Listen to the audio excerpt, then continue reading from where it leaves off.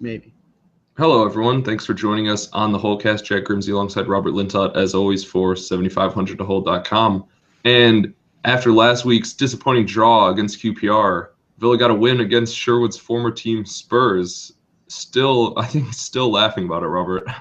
I couldn't believe it. I figured with the draw against QPR, we were screwed, we were boned, and then that? What a joy.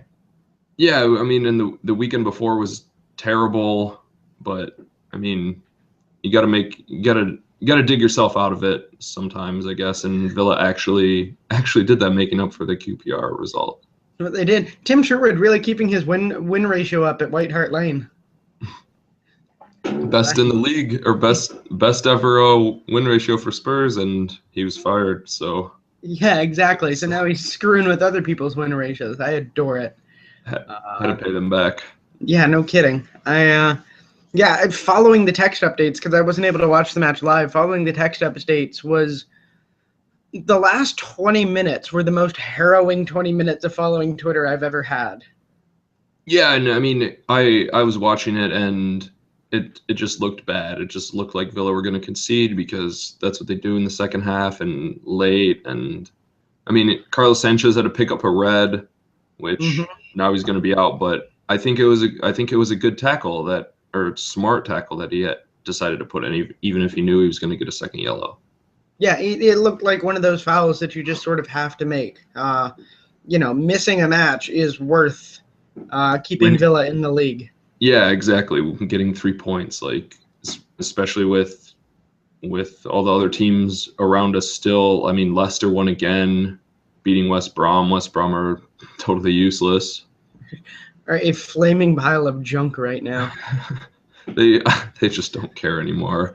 No, and the funny thing is, it's brought them right back into the relegation race. Yeah, just a point ahead of Villa now, and I mean the way it's been going, the way that Benteke's been scoring. I mean, it'd be nice to finish ahead of West Brom, and we're still just 3 points behind Newcastle, who's an entirely separate tire fire on their own. Yeah, no kidding.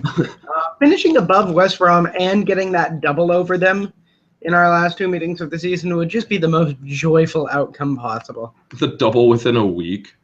Oh, so wonderful. Those were two must-win matches, and I'm still kind of surprised that Villa did it. But maybe I shouldn't be so surprised because Sherwood's actually turned it around.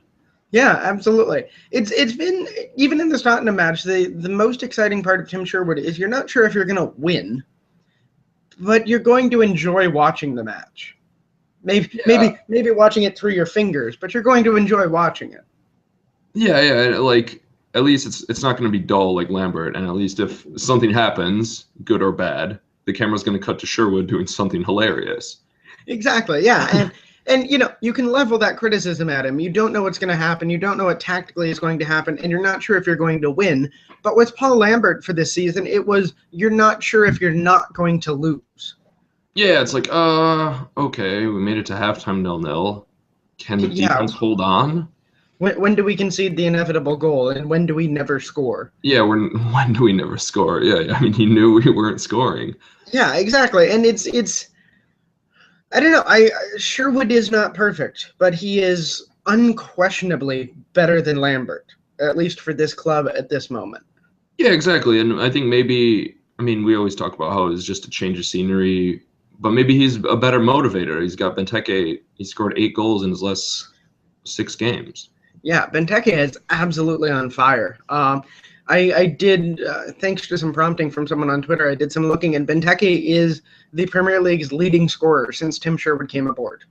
Yeah, and I mean, that's not surprising at all because, it's surprising that he has done it, but when you've watched the games and you see how many he scored, you'd think that.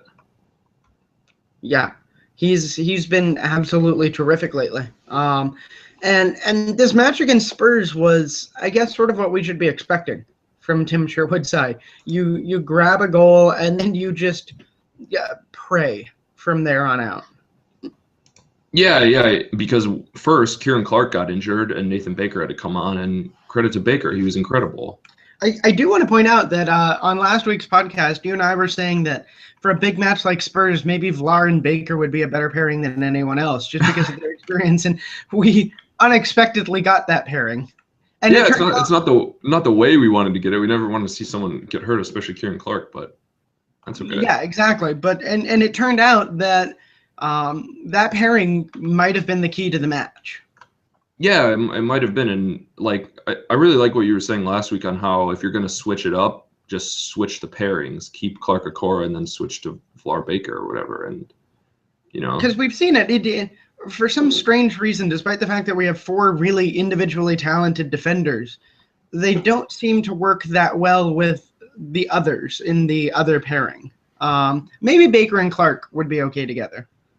Yeah, I think so. And maybe that's because if they're working in training, if it's 11v11s or something, it's always been set up that they've been together. I don't know, who knows? But yeah, absolutely.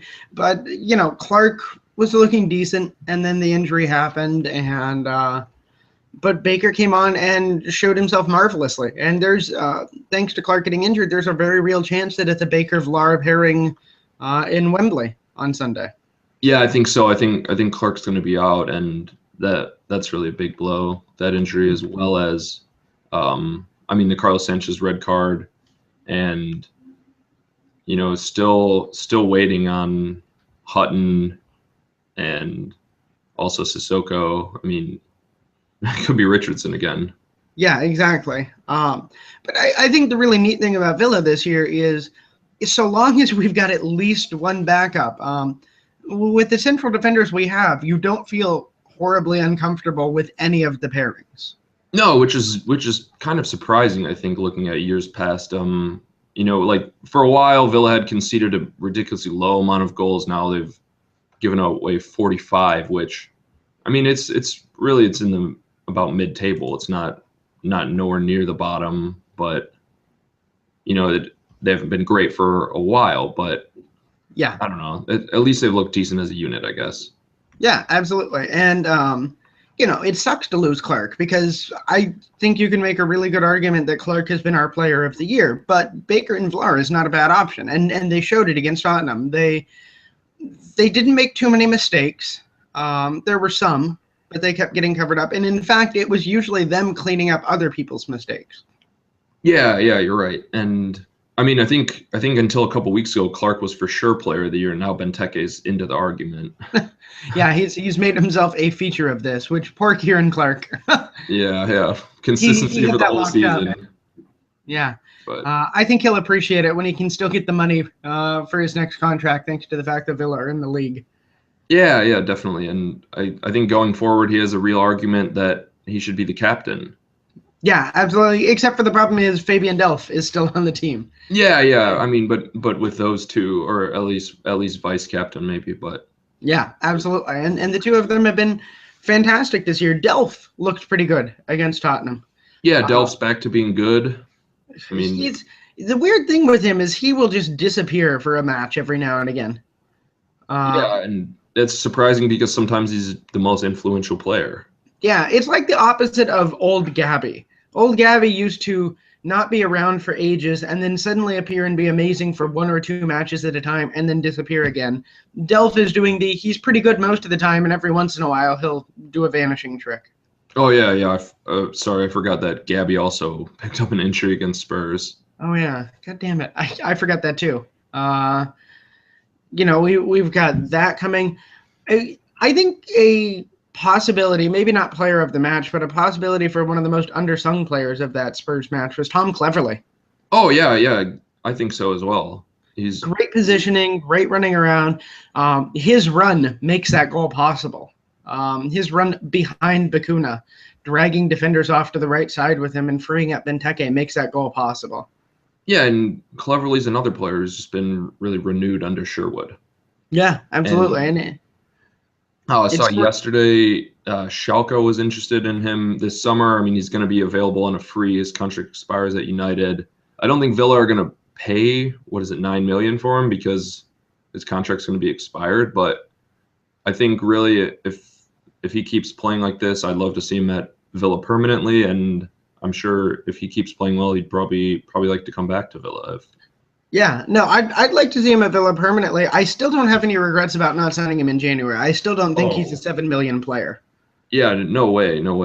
Or Even on his 7 million current pounds. form. Sorry, 9 million euros. But yeah, the way he was playing under Lambert, everything had just stagnated. Not worth it then. Now, not worth the 7 million. Maybe if it was, I don't know, 3 or 4.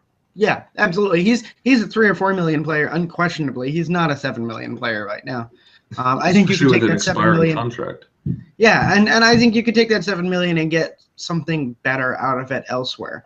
But that said, I do want to see him back. I just don't want to see him back at that price. Yeah, exactly. And I think for Villa to be successful going forward, if they're able to get players on frees like that, that's how you can really bolster your squad and within spending reasonable amounts. Which is what and I think what they should do is, and maybe this is oversimplifying it a bit, is beef up his wage package a little bit. Say this is a $3 million player. We don't have to spend $3 million. So what if we amortize $1.5 million over his wages and bump whatever we are planning on giving him by that? Yeah, exactly, because that's a better selling point than what some other clubs, I guess, would offer, maybe, or if they're not realizing to do that. I think there's enough flexibility because of the fact that he would be coming over on a free to make a decent offer and maybe lure him away from some of the bigger clubs that are looking at him. Yeah, and I mean, I guess, who did we get for free this year? Sissoko, or no, not Sissoko, sorry. Senderos, Richardson, Joe Cole. They've all worked out so well. I mean, outside of Richardson just being destructive, Joe Cole hasn't hurt the team, and Senderos was okay when he wasn't hurt himself.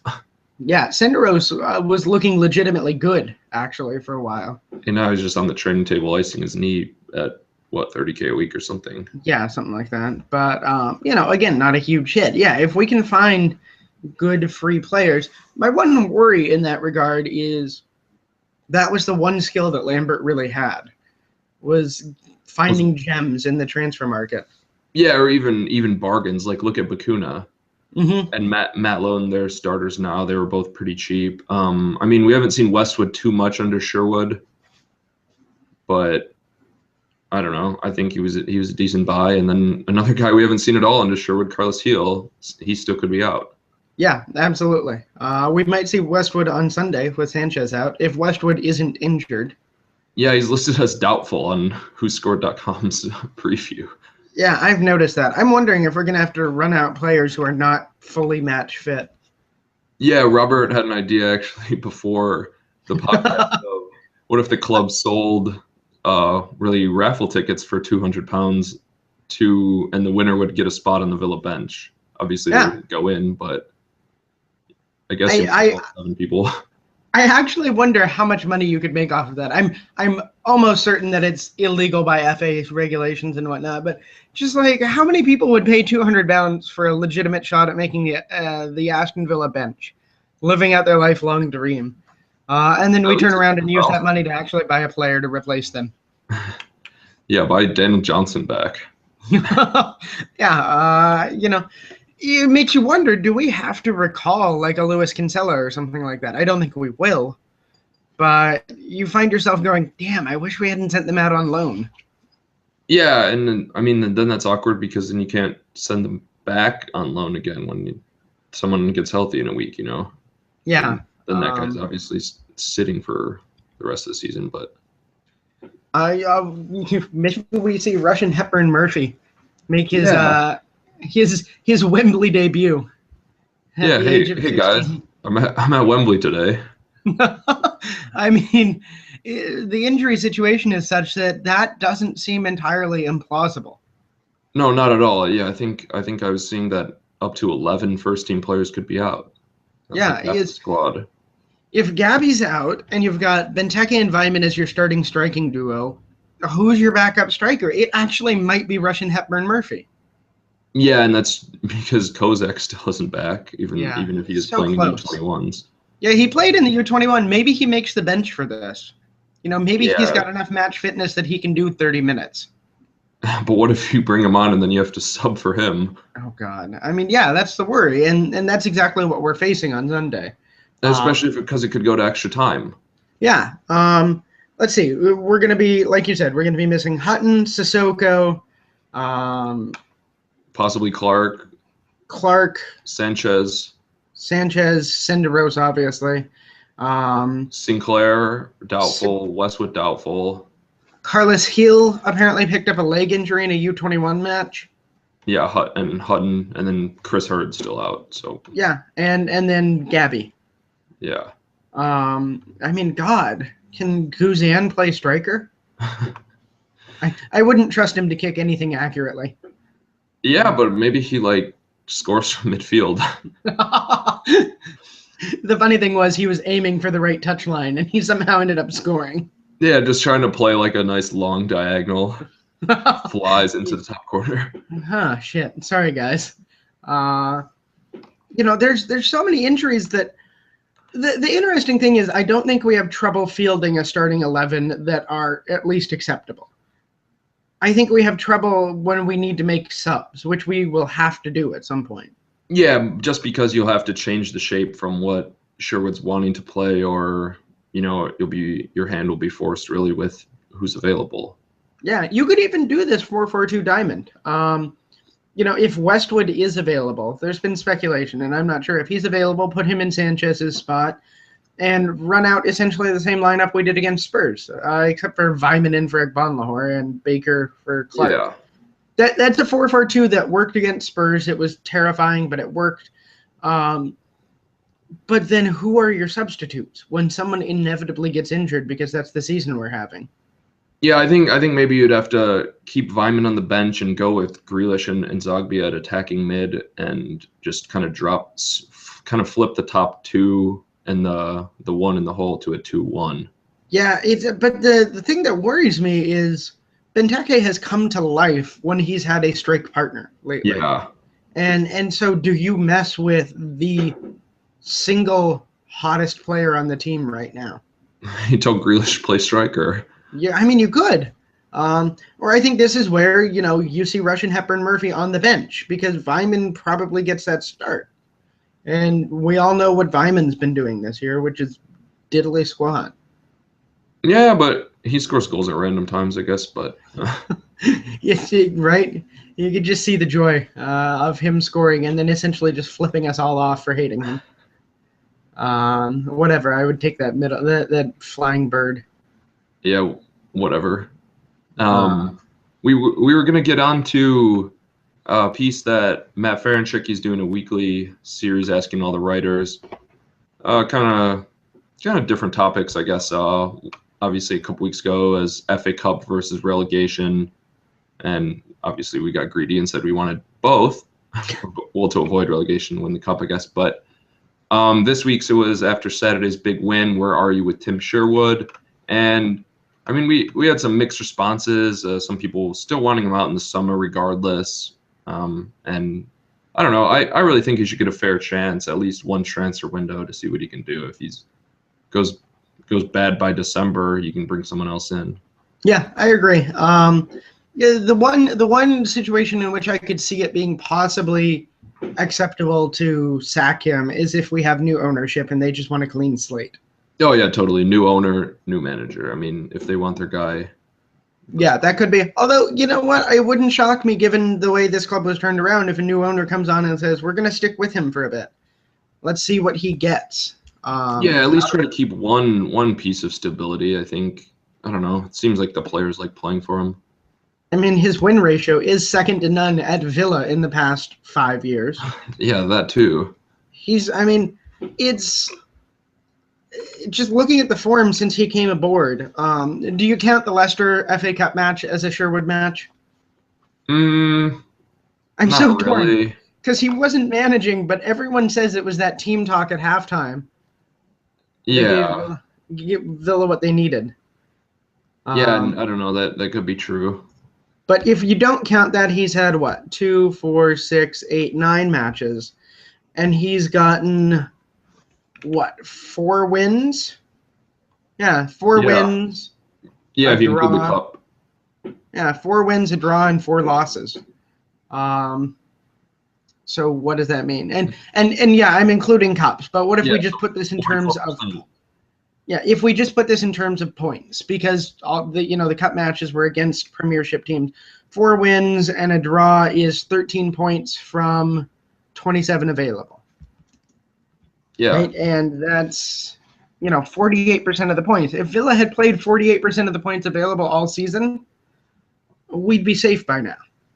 Yeah, we'd have 45 points.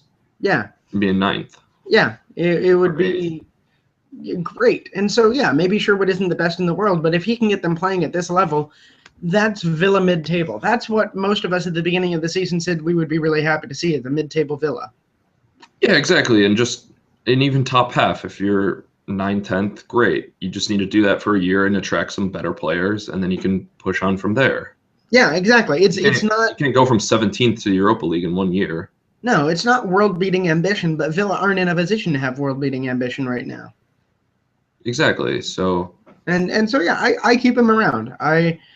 I think there's some flaws. I would love to see him bring in an assistant manager who has some tactical know-how.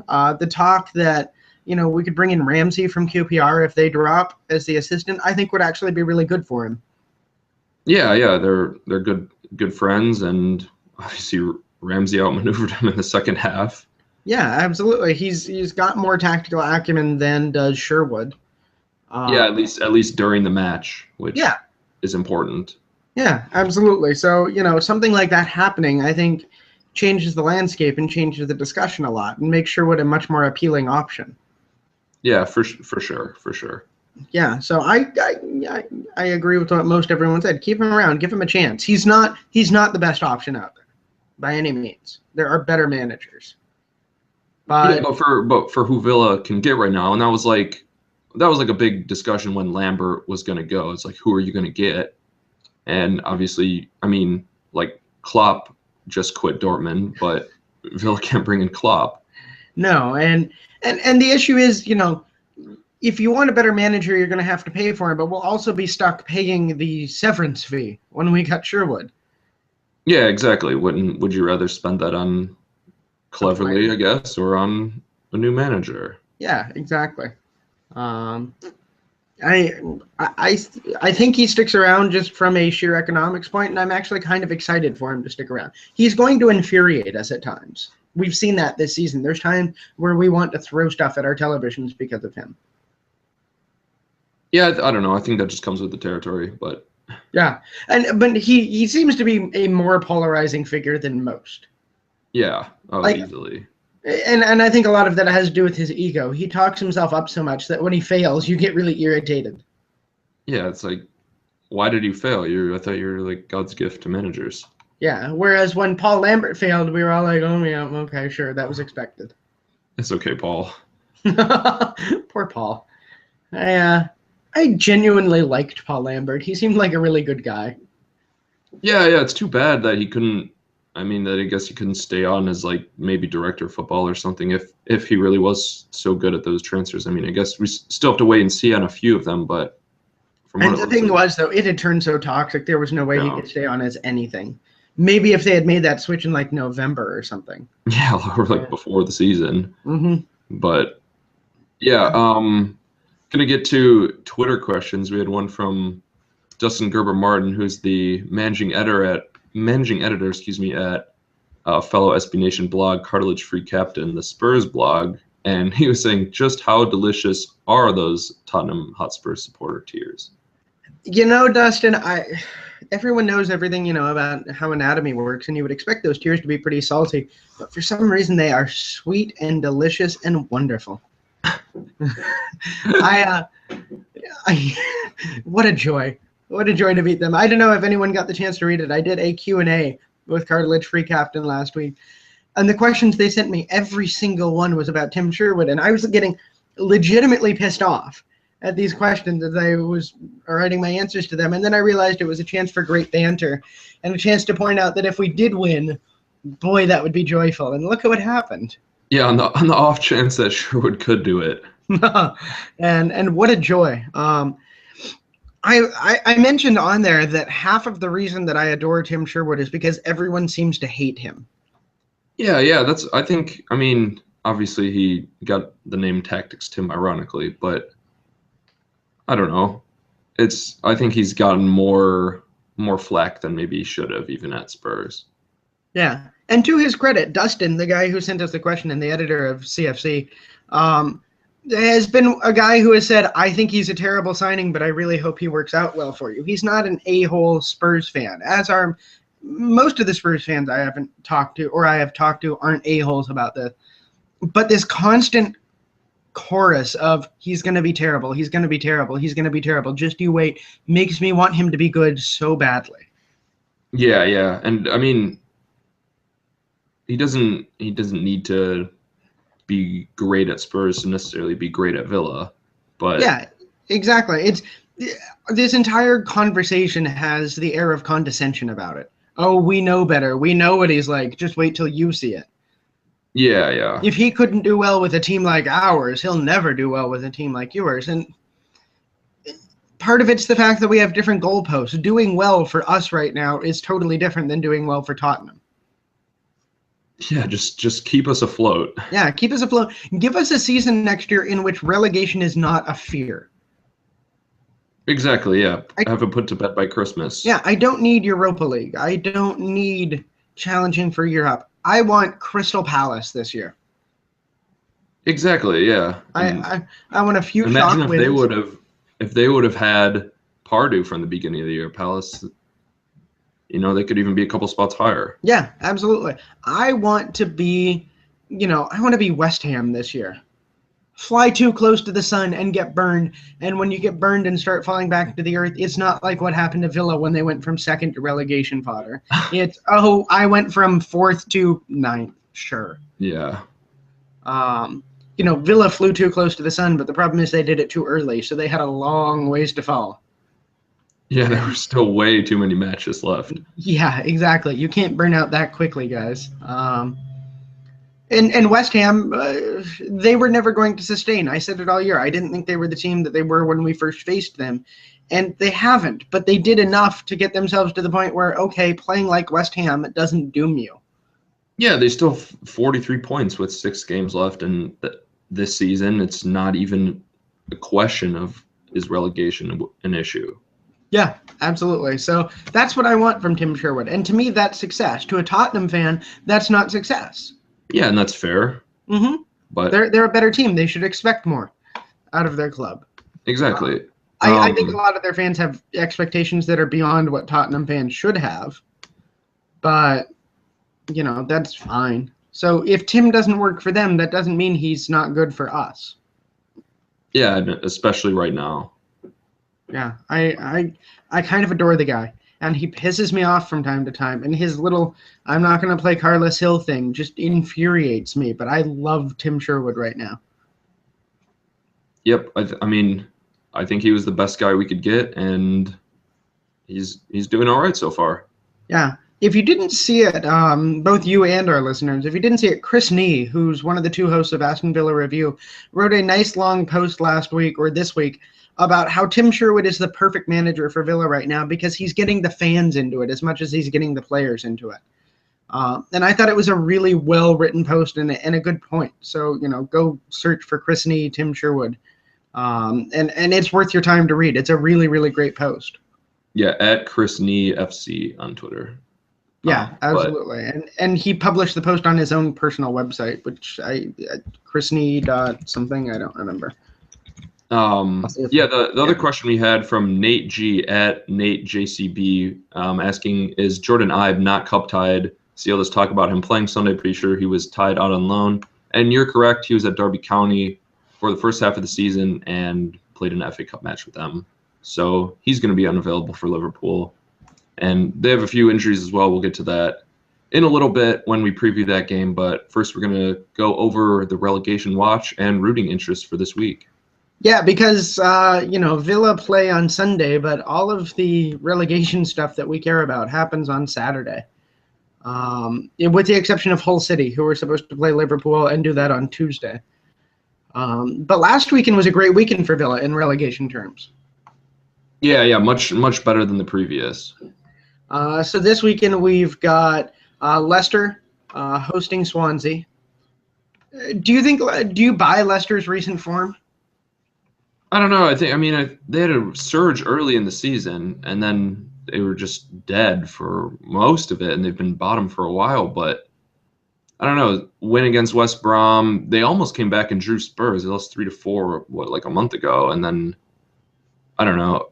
It's hard to know because they just had so many points to make up, but they're not even the bookies' favorites to go down, which means maybe there's something in it. I Yeah, think, and exactly. they have an easier run in than Hull, Hmm. so I don't know. I'd pick them above Hull to stay up maybe, but I think both of them actually will go down. From 110, they can keep up, but I do think that they're not quite the sure thing that they were. They've got some tough matches left. They've still got to host Chelsea. They still have to host Southampton. But they also have a trip to Burnley. They have Sunderland. They have QPR. They have a lot of 6-pointers left. Yeah, exactly. And then if you can start winning those, you're just going to be jumping people. Yeah, absolutely. Burnley, on the other hand, are starting to make things a little bit more difficult for themselves. They travel to Everton this weekend. And Everton have been better lately. Yeah, they absolutely have been, because when we first started looking at relegation a few weeks ago, Everton were still in the heat of it, and now they've made themselves come well clear. Yeah. But like Leicester, they have a lot of 6-pointers left. Burnley have their match at Leicester. They have a match at Hull, and they have a match at Villa Park. Yeah, on the final day. I mean, and Leicester have QPR on the final day. That schedule makers knew something there. Yeah, for a while there, it was looking as if Burnley and Villa might be playing for the spot in the Premier League on that final day. The way Burnley have been playing lately and the way Villa have been playing lately, that might actually be a meaningless match, which would be wonderful. Yeah, I think that's the best situation for us. Yeah, and Burnley have been playing very well lately. They're a team that I'm kind of intrigued to see what they can do in this little run-in. Yeah, I think it started when they beat City. Mm-hmm. And I mean, it's gone just exactly the opposite trajectory their season has City's has lately. Their own velocity just tanking. They held Arsenal to 1, and Arsenal have been just absolutely on fire lately. Yeah, they weren't going to beat Arsenal, but limiting the damage I think was important. Yeah, and none of their remaining matches, with the exception of West Ham, are top half teams. Wait, Stoke as well. But at least they have Stoke at home, I guess. Yeah, and my brain refuses to process the idea that Stoke is a top half team. It just doesn't seem right. So you've got them playing at Everton this weekend. Of course, root for Everton there. Crystal Palace and West Brom. Suddenly, if you're willing to buy the argument that Villa are still in the relegation race, West Brom, only a point ahead of us, are absolutely in it too. Oh, certainly. Yeah, and they play at currently on fire Crystal Palace, who have been marauding their way through the league lately. Yeah, I think Selhurst is always a tricky place to play, and especially with how Palace have been doing lately. Yeah, absolutely. It would not surprise me to see West Brom continue their tailspin into terribleness. Nothing would make me happier. Yeah, and Palace, they shelled Sunderland last week, so helped us out, I guess, in the goal difference department. Brought Sunderland's back below ours. Yeah, absolutely. And Sunderland have a match in hand in which, given Sunderland's form, they're probably just going to hurt that goal difference. Hopefully. It is at Stoke. This week that could get ugly. Yeah, that absolutely could. You've got, there's a lot that could happen there this week. Sunderland play Arsenal on Wednesday.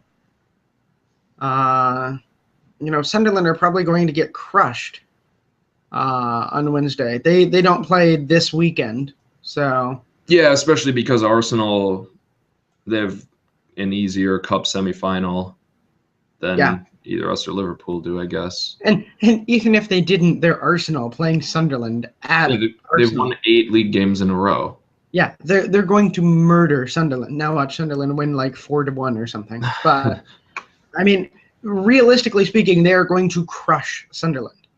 Yeah, I mean, they don't need the first choice team against Reading on Saturday, and then it's just. And so all of your relegation watching this weekend happens on Saturday at the 3 p.m. game. So just, you want Swansea to beat Leicester. You want Everton to beat Burnley. You want Crystal Palace to beat West Brom. Come on, Crystal Palace, be our saviors. And then you've got to wait for more relegation watching until midweek, Tuesday and Wednesday, when Hull City take on Liverpool and Sunderland take on Arsenal.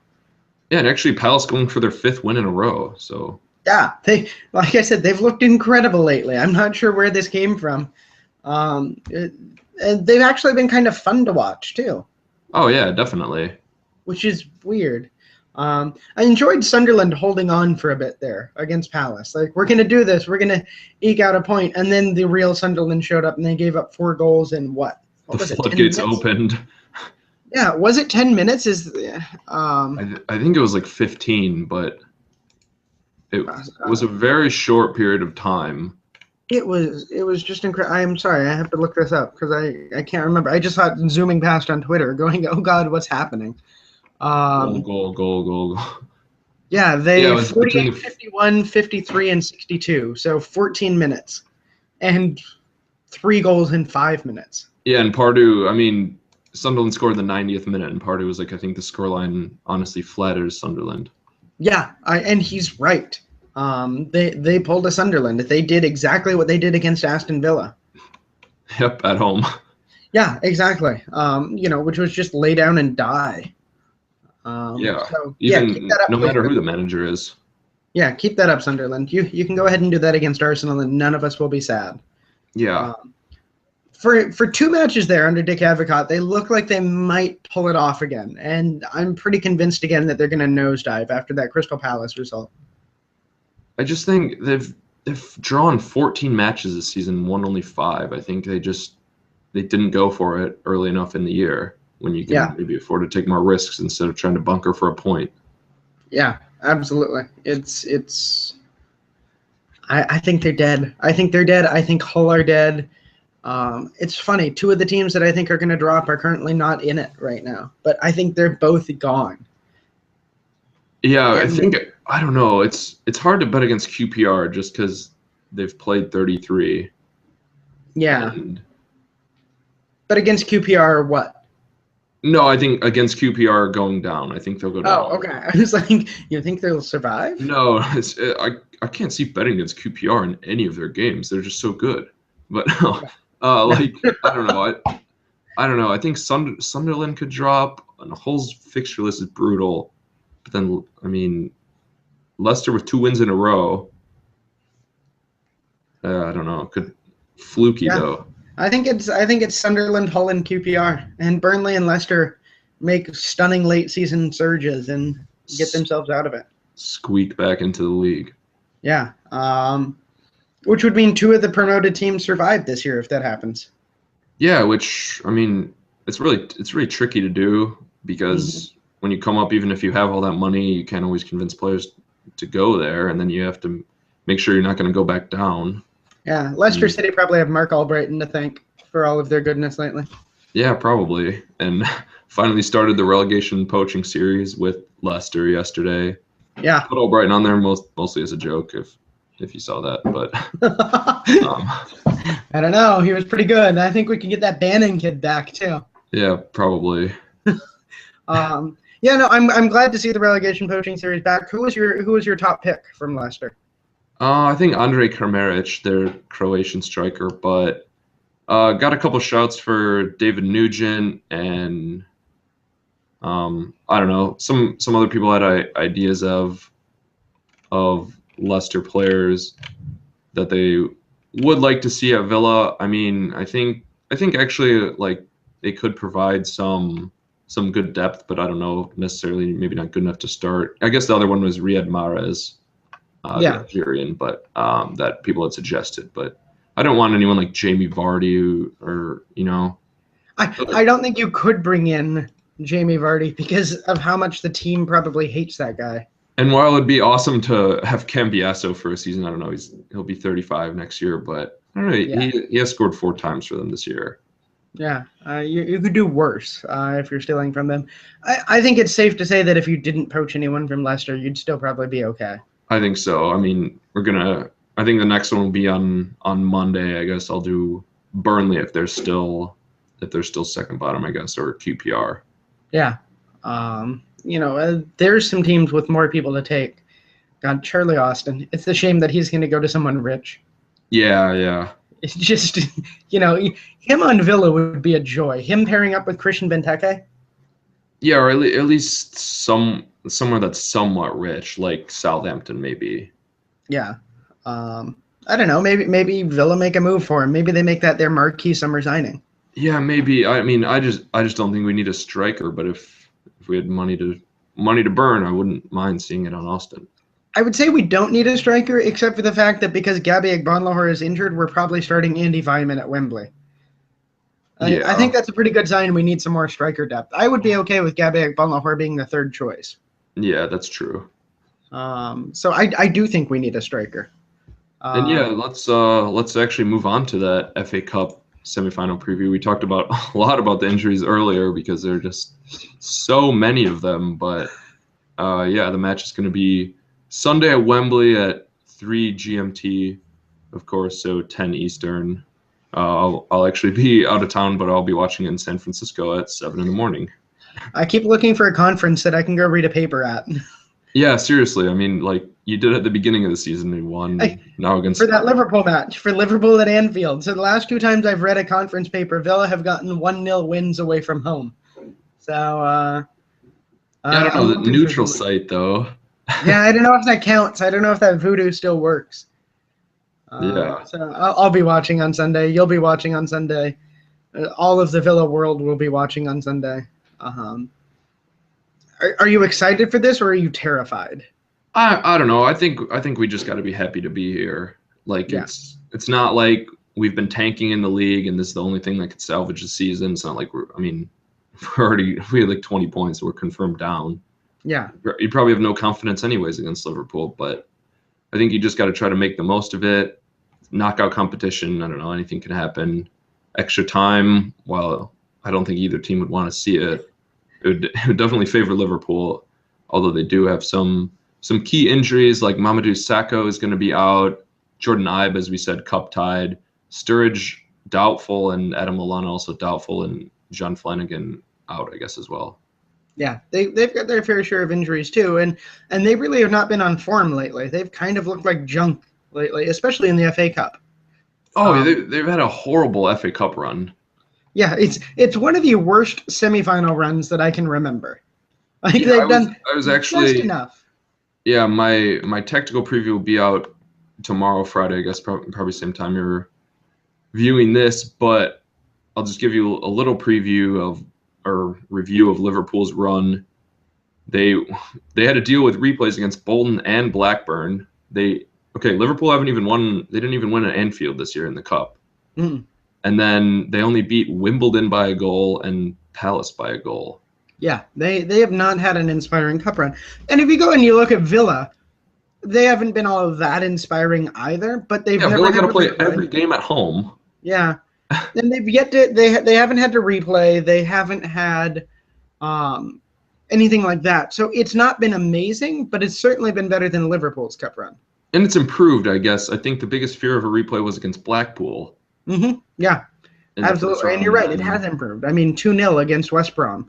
In scenes from the dark ages. Which, by the way, the FA still has not come down with a punishment on that. Yeah, but they maybe just forgot about it. Something tells me that's not true. But, I mean, one can only hope. I feel like a kid hoping that their parent forgot about the punishment. You're right.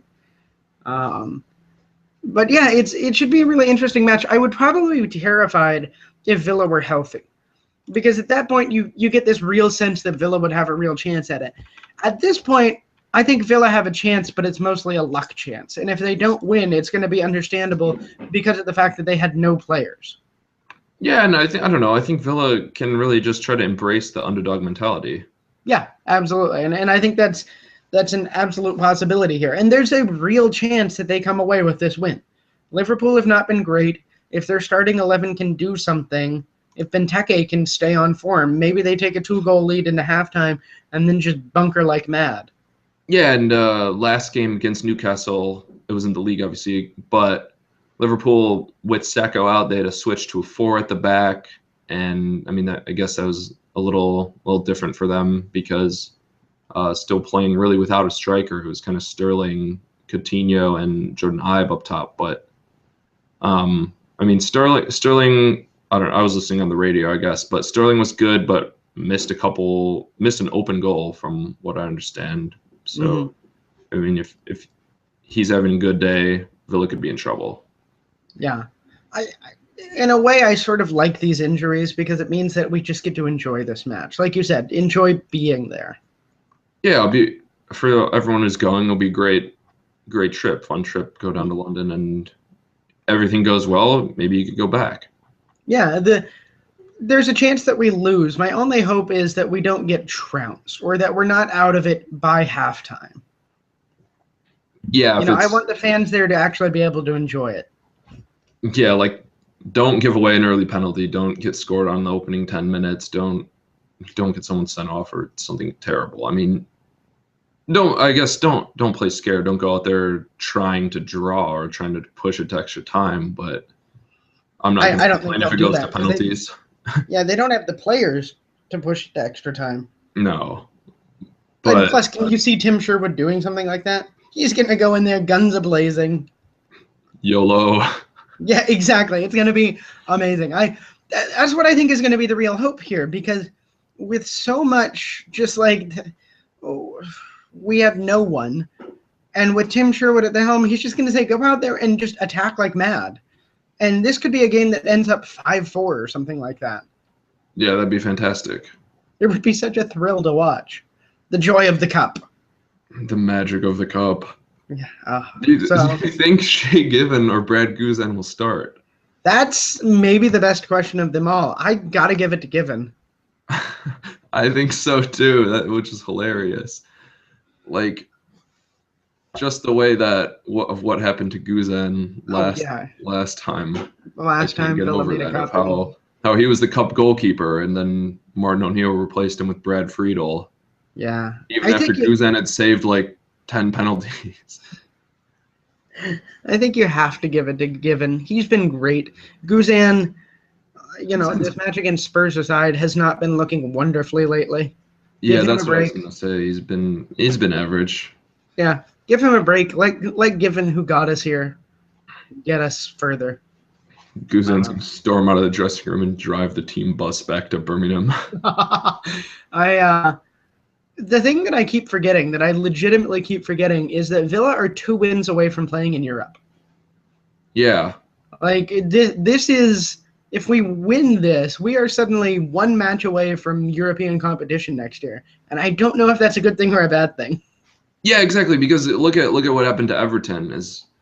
They had the Europa League, kind of was a distraction. I think the only way you can really do well in the Europa League is if you buy enough players to kind of just sustain depth. And I guess I was seeing for Borussia Dortmund, they're not going to make the Champions League this year, but they're not too upset with making the Europa League because they can get 90,000 fans every day, so match day revenues can really make up for lower TV revenues. Yeah, absolutely. And Tim Sherwood would take the Europa League seriously. Yeah, I think so. And the good news is we have Europa League assassin Lieber Kozak on our roster. Yeah, when he was at Lazio, he scored like 1 goal in the league and 10 in the Europa League. A man whose reputation rests entirely on Europa League flair. Yeah. I would love to see it happen. I'm not sure if this team is ready. They could flame out. It could hurt the season. I would love to see Europa League competition. So maybe these 2 wins would be great. But the problem is you're probably going to be playing Arsenal in that final.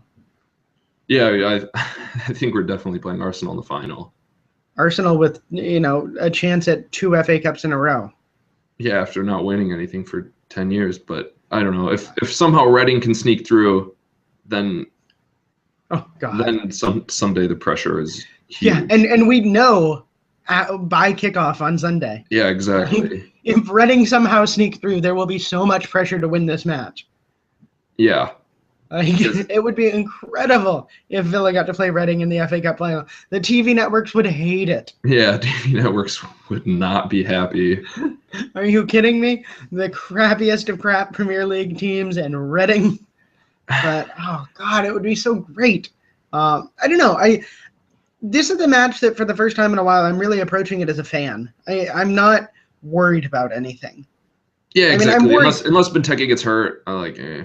Yeah, there's the obvious worries of like, I don't know if we can do this, but it's really I'm approaching this with more joy than I've approached any match in a while. I'm really excited for this. I can't wait to watch it. Yeah, like the QPR match, just freaking out. Mm-hmm. Oh yeah, absolutely. And then this Tottenham match, after that goal, we spent the rest of that match panicking. Yeah, and not because Spurs were just going to get one. We knew if they scored, they'd get two. Oh yeah, God, of course. And it was always going to be Harry Kane, and Harry Kane. Yeah. And Sherwood in the post-game presser. Oh well, yeah. Harry Kane, he's good because of me. Like, okay, well, how does that help us? Like, yeah, exactly. So, this will be fun. I'm excited. I honestly can't remember the last time I felt this way about a match. I am legitimately excited to watch this. I think it'll be a fun match. It'll be great to see Villa at Wembley. I can't wait. Yeah, I think just try to enjoy it. I guess really, like, it's nice. Yeah, absolutely. It's exciting. So, obviously, no predictions. Yeah, I was gonna say we won't have a prediction for you, but nope, never. Maybe we'll make a prediction against Reading and then go on to lose 4-0. Yeah, no. If we get to play Reading, we are keeping our damn mouths shut. We're not even going to say, I feel good about this. We're going to keep our damn mouths shut. I'm terrified of Reading. Yeah, absolutely. One of the great teams in English football. Yeah. But yeah, that's basically all we have for you today. Remember, we're still looking for writers and designers for 7500tohold.com. So if you watch the Villa Ladies, let us know. I desperately want someone to regularly cover the Villa Ladies. That team is fun to watch from the highlights that I get to see. They're pretty cool in general. If you're a season ticket holder, if you regularly go see the Villa Ladies, please drop us a line, 7500tohold@gmail.com. I really want to get a Villa Ladies writer on board. So, yep, that's that for this week, I guess, with the advertising. But remember, we're still on iTunes, Stitcher, Blog Talk Radio. Hopefully they're not making you listen to ads, and YouTube as well. So for Robert Lintott and 7500tohold.com, I've been Jack Grimsey. Thanks for listening to the Holtcast.